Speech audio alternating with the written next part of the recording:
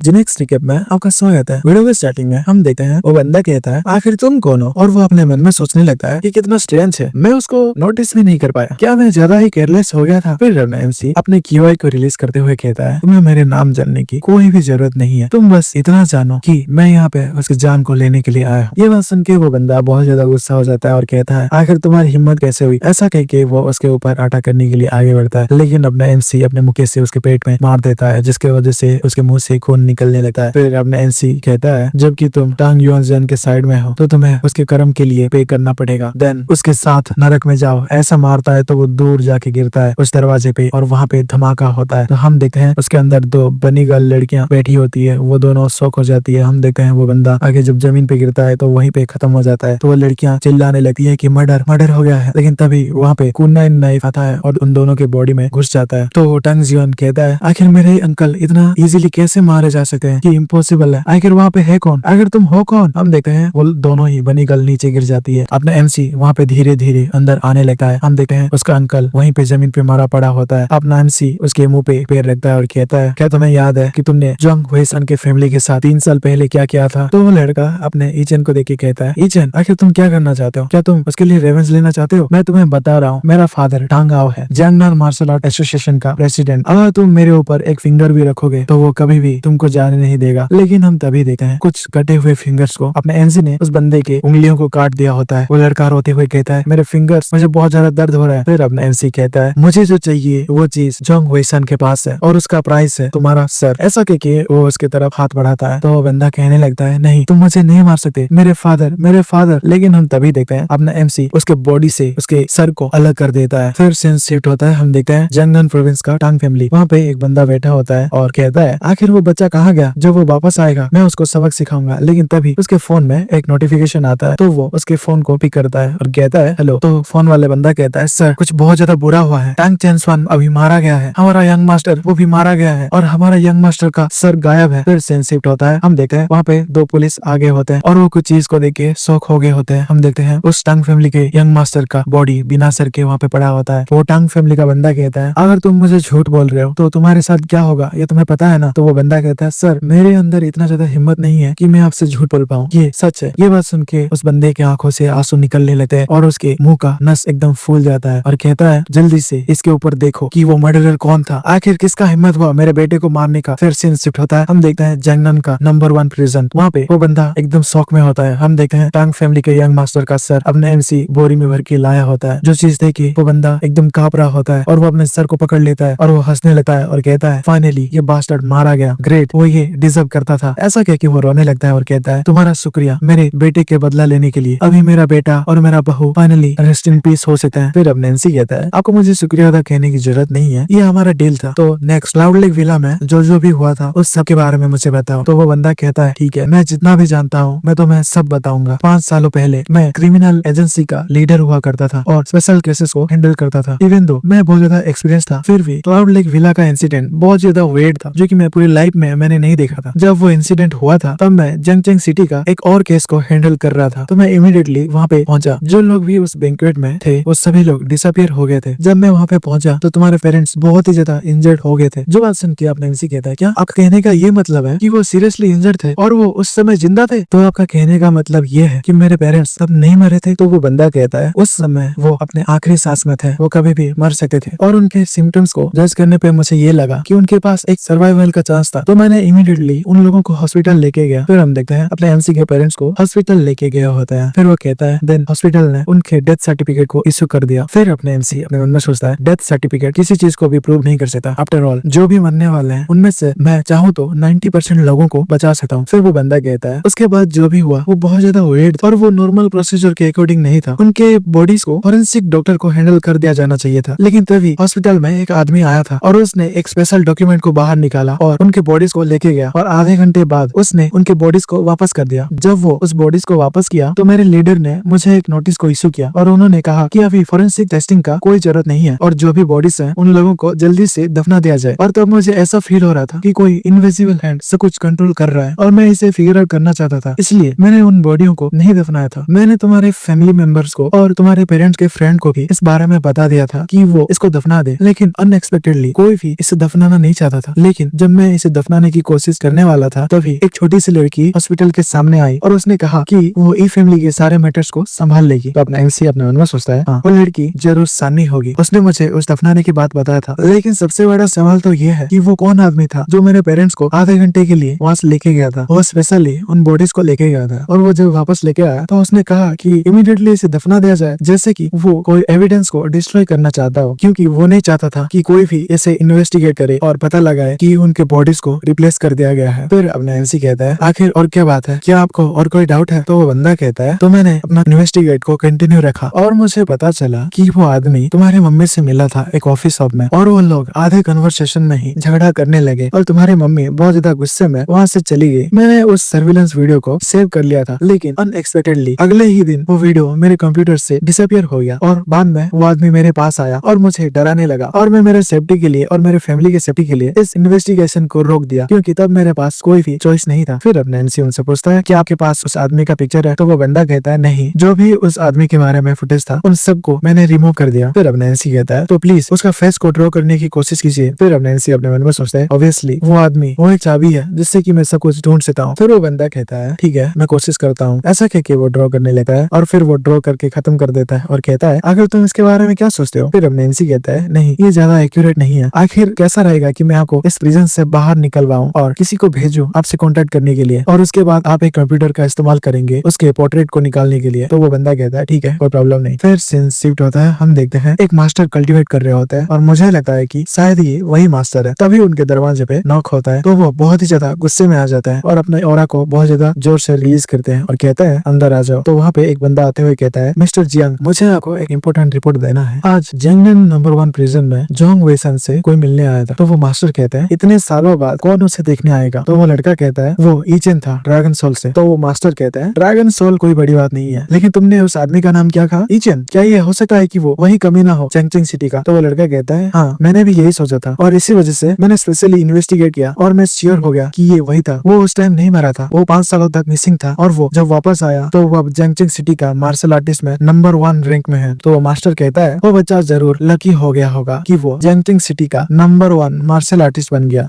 तो क्या हो गया? उस तरह का एक कचरा हमारे जंग फैमिली के ब्लड लाइन के लिए एक धब्बा है। तो वो लड़का कहता है, क्या मैं किसी को भिजवा के ईचेन को मार दूं? तो वो मास्टर कहते हैं, कोई भी जरूरत नहीं है, वो हमारे लिए कोई भी थ्रेट नहीं है और वो जंगनन प्रोविंस में ज्यादा समय के लिए नहीं रहने वाला। तो वो लड़का कहता है, यस मिस्टर जियांग। फिर वो लड़का वहाँ से जाने लगता है। फिर वो मास्टर कहता है, मुझे लगा कि तुम मारे गए हो, लेकिन मैंने एक्सपेक्ट नहीं किया था कि तुम अभी भी जिंदा हो। लेकिन क्या हो गया? क्या तुम सब कुछ पता लगाने की कोशिश कर रहे हो? मैं तुम्हें कच्चा खा जाऊंगा ईचेन। फिर सीन शिफ्ट होता है, हम देखते हैं जंगनन प्रोविंस का जंगनन मार्शल आर्ट्स एसोसिएशन। वहाँ पे टांग आओ और कुछ बंदे बैठे होते हैं और वहाँ पे मिस्टर माओ वेके भी टांग आओ के साथ खड़े होते हैं और वहाँ पे लोग एकदम घबराए हुए होते हैं और वो सोच रहे होते हैं, किसी ने टांग ह्यूनजान को मारने की हिम्मत किया। सभी लोग जानते हैं कि टांग आओ अपने बेटे को बहुत ही ज्यादा पसंद करता है, इसलिए वो बहुत ज्यादा उसे स्पॉइल करता है। अगर ये बात बाहर लीक हुआ तो ये जंगनन प्रोविंस का मार्शल आर्ट वर्ल्ड में तबाही मचा देगा। वहाँ पे जो फुलू भी होता है और वो सोचने लगता है, अबे यहाँ पे जंगनन प्रोविंस का सारी बड़ी फैमिली प्रेजेंट है, क्या यही है टेरिफाइंग करिश्मा of president of the martial art association? बस यहाँ पे किंग फैमिली ही प्रेजेंट नहीं है क्योंकि उनका कुछ स्पेशल सर्कमस्टेंसेस है। फिर टांग आओ कहता है, मेरा बच्चा टांग ह्यूनजान अभी मारा गया है और तुम सभी ने उस बात को सुन लिया होगा, है ना? तो सभी लोग एकदम चुप होता है। फिर मिस्टर टांग कहता है, मैं अभी एक इमरजेंसी मीटिंग को होल्ड कर रहा हूँ और उसका एक ही पर्पज है कि तुम लोग उस मर्डरर को पता लगाओ। फिर वो अपने फोन से उनके पिक्चर को सेंड करने लगते हैं और कहता है, मैंने मर्डरर का फोटो को सभी लोगों के पास भेज दिया है, तो तुम्हारे पास जितना भी पावर है उसका इस्तेमाल करो और मेरी मदद करो उसको ढूंढने के लिए। जो भी आज इस कपड़े को पहना होगा या फिर इसका सिमिलर दिख रहा होगा तो उसको पकड़ लो। तो उन लोग सोचने लगते हैं, आखिर किसके अंदर इतना हिम्मत है कि वो टांग आओ को ऑफेंड करे। फिर वो अपने फोन में ईचेन फोटो को देख के कहता है, ये तो ईचेन है। क्या मुझे सब कुछ सही दिख रहा है? क्या मैंने सच में इसे ही देखा है? इसके पीछे को देख के मुझे क्लियरली पता चल रहा है कि ये ईचेन है। मैं शाहरुक्षे के साथ इसको कंफर्म करूंगा जस्ट इन केस। फिर वो शाहरुक्षे को मैसेज करता है और कहता है, रुक्षे आखिर अभी ईचेन कहाँ पे है? फिर हम देखते हैं टांग आओ बहुत ही ज्यादा गुस्सा होता है और कहता है, अगर वो बंदा जिंदा बचा तो उसके बदले में बहुत ही लोग मारे जाएंगे और अगर मुझे पता चला कि कोई भी फैमिली इसमें इन्वॉल्व है तो मैं उसकी पूरी फैमिली को तबाह कर दूंगा और पूरी फैमिली के साथ टॉर्चर करूंगा उनके मरने तक, वो भी खुद के हाथों में। तो वो जो फुलू अपने मन में सोचता है, टांग आओ अभी पगला गया है, क्या हमें उसके जैसे सिमिलर कपड़े पहनने वाले को भी मारना पड़ेगा? आखिर कितने ज्यादा इनोसेंट पीपल मारे जाएंगे इसके वजह से। और इस बात से मुझे याद आया, ये बंदा ये तो ईचेन की तरह दिख रहा है पीछे से। नहीं, ऐसा नहीं हो सकता, मैं उसे बाद में कॉल करूंगा, जबकि मैं उसका फ्रेंड हूँ तो मैं रियली होप करता हूँ कि ये वो ना हो। फिर हम देखते हैं शाहरुख के पापा को मैसेज आ गया होता है और वो सोचते हैं ओ शाहरुख ने मेरे मैसेज का रिप्लाई दिया, और उस मैसेज में ये होता है कि ईचन अभी घर पे है। और वो पूछती है क्या हुआ पापा, आपको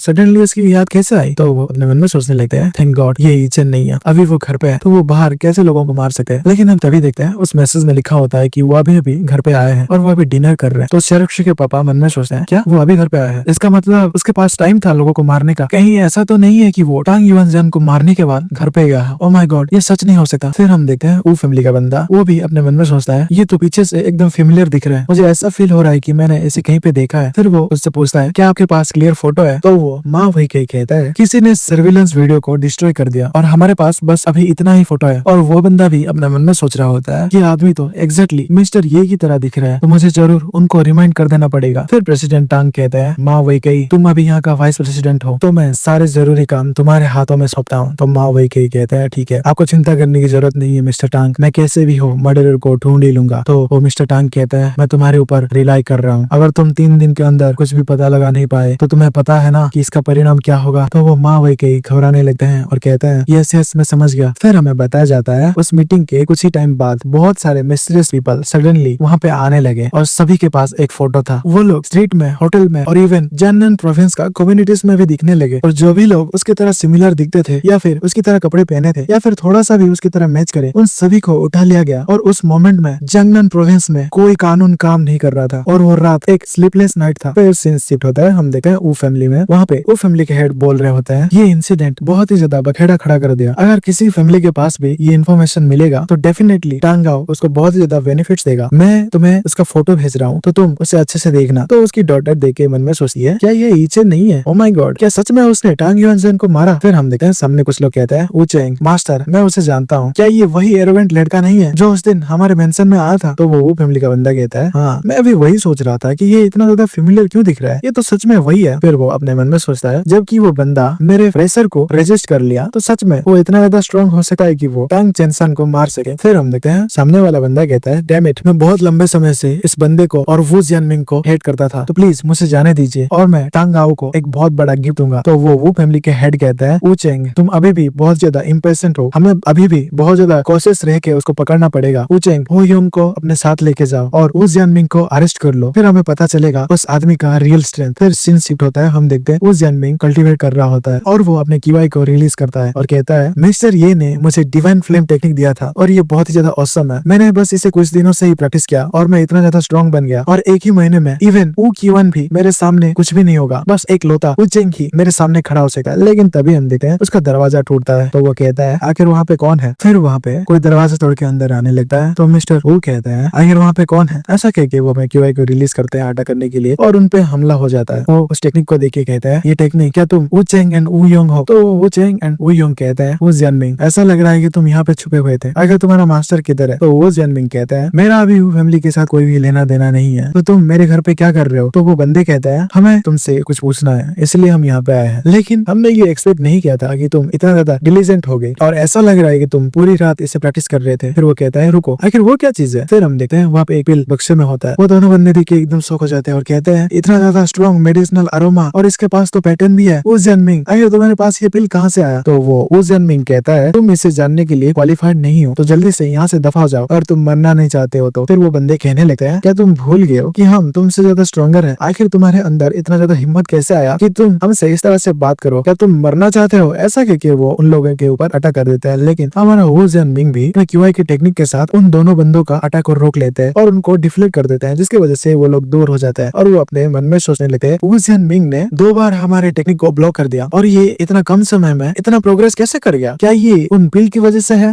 शायद ये लकी हो गया होगा। फिर वो जियानमिंग अपने मन में सोचता है मिस्टर ये का टेक्निक बहुत ज्यादा पावरफुल है, इवन मैं ऊचिंग के साथ और वू योंग के साथ नेक टू नेक फाइट कर पा रहा हूँ। फिर वो दोनों बंदे कहते हैं वू योंग ये मोटा बंदा अभी पहले से ताकतवर हो गया है तो तुम्हें केयरफुल रहना पड़ेगा। तो उसका साइड वाला बंदा कहता है ठीक है मैं समझ गया, क्या हमें उस ट्रिक का इस्तेमाल करना चाहिए? फिर वो कहते हैं वहाँ देखो वहाँ पे ईचन है। उनकी बात सुन के उस जियानमिंग उसकी तरफ साइड में देता है और कहता है क्या कहाँ पे है ईचन? लेकिन तभी वो लोग उस पर अटैक करते हुए कहते हैं अरे पागल आदमी ये हमने झूठ बोला था। तो वो जियानमिंग अपने मन में सोचता है मैं बहुत ही ज्यादा केयरलेस हो गया और मेरे पास इसको डज करने के लिए टाइम नहीं है, तो लगता है कि मुझे अपने पोस्टर को एडजस्ट करना पड़ेगा और वो भी इमीडिएटली, वरना मैं इन सेमलेस विलन के द्वारा मारा जाऊंगा। फिर वो बंदे कहने लगते हैं हमें पता नहीं है कि तुम किस तरह के मार्शल आर्ट्स को प्रैक्टिस किए हो, लेकिन जब हम दोनों मिलकर आटा करेंगे तो तुम्हारे पास इसे फाइट वे करने का चांस नहीं होगा। फिर वो उसके सर पे अपने पैर को रखते हुए कहते हैं, क्या तुम सच में जानबूझ के उस कमीने का कुत्ता बनना चाहते हो? तो उसे बुलाओ और अपने आप को बचाने के लिए बोलो, जल्दी करो और उसे बुलाओ। आखिर ये चेन कहाँ पे है और ये पिल्स तुम्हारे पास कहाँ से आया? तो मिस्टर वू जियानमिंग कहता है, मिस्टर ये को कोई भी ह्यूमिलेट नहीं कर सकता। अगर तुम उससे ऑफेंड करने की हिम्मत करोगे तो वो फैमिली पूरा डिस्ट्रॉय कर दिया जाएगा। तो वो बंदे कहता है, क्या सच में? तुम्हें हमारे वो फैमिली के बारे में चिंता करने की जरूरत नहीं है। आफ्टर ऑल तुम हमारे हाथों मारे जाओगे। ऐसा कह के वो बंदे उसको बहुत ज्यादा बुरी तरीके से मारने लगता है और मरते हुए वो जियानमिंग वहाँ पे W का साइन बनाता है। फिर हम देखते हैं अपना ई चेन को, वो कॉल मिलाते हुए कहता है, इंकिंग आखिर तुमने क्या कहा? जोंग वाई सान इतने कम समय में रिलीज नहीं हो सकता क्या? ड्रैगन सोल इतनी छोटी चीजों की भी नहीं कर सकते क्या? तो वो इंकिंग कहता है, मिस्टर ये जोंग वाई सान एक कैदी है तो वो इतना आसानी से कैसे रिलीज हो सकता है? हमने हमारा बेस्ट ट्राई किया। तो अपना MC कहता है, तो तुम और भी ज्यादा हार्ड ट्राई करो। मेरे पेरेंट्स अभी भी मिसिंग है, अगर क्या हो कि वो डेंजर में हो, हमें जल्दी करना पड़ेगा। तो वो इंकिंग कहता है, क्यों ना हम ऐसा करते हैं कि हम एक टेक्नीशियन को भेजेंगे इक्विपमेंट ठीक करने के लिए, लेकिन वो एक आर्टिस्ट होगा जो कि जोंग वाई सान के पास जाएगा और उसका कंप्लीट पोर्ट्रेट को ड्रॉ करेगा आज। तो अपने MC कहता है, ठीक है तुम्हारा शुक्रिया। फिर वो अपने मन में सोचता है, चलो फाइनली कुछ तो प्रोग्रेस हो रहा है। सानी शाहरुख अभी वो कंपनी में वापस चले गए होंगे और उनके मैनेजमेंट के अंदर टेंजिंग ग्रुप डेवलप करेगा, तो मुझे आज के लिए कल्टीवेट करना चाहिए। बाय द वे मेरे दिमाग में ख्याल आ रहा है कि ई लिंगटन और वू जियानमिंग अभी कैसे कर रहे होंगे। चलो मैं उन लोगों को पहले कॉल कर लेता हूँ। फिर वो किंग को कॉल करके कहता है, ई लिंगटन आखिर तुम अपने न्यू टेक्निक के साथ कैसा प्रोग्रेस कर रहे हो? तो किंग कहता है, ये बहुत ही ज्यादा अमेजिंग है। मैंने कभी सोचा नहीं था कि इस दुनिया में इतना ज्यादा पावरफुल टेक्निक भी एग्जिस्ट करती है। बाय द वे लॉर्ड ये मुझे आपको कुछ बताना है। तो अपने MC कहते, क्या? तो किंग कहता है, अभी कल रात को टांग आओ ने स्पाइस को भेजा था और 36 यंग मैन एक ही रात में गायब हो गए हैं। उन लोगों का बॉडी और एज आपके सिमिलर है, तो आपको केयरफुल रहना पड़ेगा। फिर अपने MC कहता है, तुम्हें चिंता करने की जरूरत नहीं है, किसी ने मुझे इस बारे में पहले ही बता दिया है। फिर वो अपने मन में सोचता है, मुझे अभी बहुत ही ज्यादा बुरा फीलिंग आ रहा है, तो मैं उस जियानमिंग को कॉल करूंगा। फिर वो कॉल उठाता है, लेकिन उसके फोन से बीप बीप होने लगता है और कहते हैं, सॉरी आप जिस व्यक्ति को कॉल करने की कोशिश कर रहे हैं उनका मोबाइल अभी स्विच ऑफ है। तो अपने MC मन में सोचता है, ये बहुत ज्यादा स्ट्रेंज है। उस जियानमिंग कभी भी अपने फोन को ऑफ नहीं रहता, तो अभी वो क्या कर रहा होगा? उसको तो मेरा ऑर्डर का इंतजार करना चाहिए ना। कुछ तो गलत है। लगता है कि मुझे मेरा डिवाइन सेंस को इस्तेमाल करना पड़ेगा और सब कुछ चेक करना पड़ेगा। आई होप कि ये मेरा बस ओवर थिंकिंग हो। और वो डिवाइन सेंस को इस्तेमाल करता है तो उसको दिखता है कि वो जियानमिंग उसको मदद मांग रहा है, हेल्प मिस्टर ये बात सुन के MC घबरा जाता है और कहता है, सच में उसके साथ कुछ गलत हो गया है। वो जियानमिंग क्या तुम ठीक हो? फिर सीन शिफ्ट होता है, अपना MC वो जियानमिंग के घर पे आ जाता है और कहता है, वो जियानमिंग क्या तुम ठीक हो? हम देखते हैं वहाँ पे बस वो फैमिली का नाम लिखा होता है। तो अपना MC कहता है, क्या वो फैमिली? फिर सीन शिफ्ट होता है, हम देखते हैं वो फैमिली में सारे बंदे बैठे होते हैं। वहाँ पे वो जियानमिंग को लेके वो दोनों बंदे आगे होते हैं। वो जियानमिंग शायद बेहोश है या फिर मर गया है। वो फैमिली के हेड कहते हैं, अल्दो वो एक धोखेबाज है लेकिन फिर भी वो फैमिली का मेंबर है। मैंने बस कहा था कि तुम उसे लेके आओ, अगर तुमने उसको इतना ज्यादा बैडली हर्ट क्यों किया? तो वो दोनों बंदे कहते हैं, मास्टर प्लीज गुस्सा मत होइए, उस जियानमिंग अभी बस एक कुत्ता है, तो ये मैटर नहीं करता कि वो जिंदा रहे या फिर मरे। लेकिन ये पॉइंट को नोट करो कि ये कुत्ता बिल्कुल भी कोऑपरेटिंग नहीं है। उसने हमें ईचन के ठिकाने के बारे में कुछ भी नहीं बताया और उसके पास ये पिल कहाँ से आया इसके बारे में भी कुछ भी नहीं बताया। ऐसा करके वो एक पिल को निकालता है। तो वो फैमिली के हेड वहाँ से जल्दी से उठ के उसके सामने आ जाते हैं, जिसको देख के वो बंदा घबरा जाता है। वो फैमिली के हेड कहते हैं, आखिर तुम्हारे पास ये क्या है? ये एक पिल है, ये अभी भी फ्रेश है और ये ऐसा लग रहा है कि ये आधा महीना पुराना है और इसके पास तो पेटेंट्स भी है। ऐसा कह के वो उस पिल को खा लेते हैं और उनको अच्छा फील होने लगा है और कहते हैं, बढ़िया बढ़िया, हमारे एंसेस्टर ने ट्रेजर में जो भी पिल्स छोड़ा है उससे तो ये पिल कई गुना अमेजिंग है। मुझे बताओ आखिर तुम्हारे पास ये पिल कहाँ से आया? फिर वो अपने मन में सोचता है, एक बार हमें अगर इस पिल का सोर्स मिल जाएगा तो हम जरूर जियांगनान प्रोविंस का टॉप मार्शल आर्टिस्ट फैमिली बनेंगे और उसके बाद टांग फैमिली और किन फैमिली हमारे सामने कुछ भी नहीं होगा। तो वो बंदा कहता है, मुझे ये पिल उस जियानमिंग से मिला था, हमें उस जियानमिंग को हर्ट करने का कोई भी इरादा नहीं था, लेकिन इस बंदे ने ईचन के बारे में हमें कुछ भी नहीं बताया और उसने ये पिल को भी अपने पास छुपाने की कोशिश किया। ये बात सुन के वो फैमिली का हेड घबरा जाते हैं और कहते हैं, तुम्हारा मतलब ये पिल उस जियानमिंग का है? तो वो बंदा कहता है, यस। तो फैमिली हेड उसको धकेलते हुए कहता है, जियानमिंग मेरे भाई।